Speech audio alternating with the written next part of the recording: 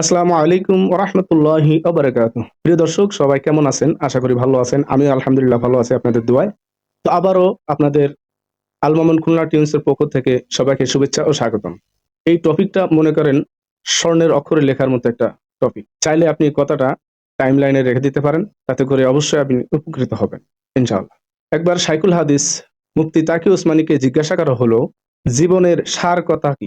তো উনি উত্তরে ২০ টা উল্লেখযোগ্য কথা বললেন। তার ভিতরে ২য় নাম্বার কথাটা হলো, চেষ্টা করো সারা জীবনে কেউ যেন তোমার অভিযোগ অন্য কারো কাছে না করে।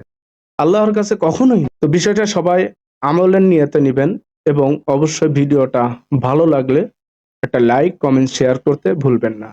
যাতে করে আমাদের আরো মুসলিম ভাই যারা আছে তাদের কাছে ভিডিওটা পৌঁছে যায়।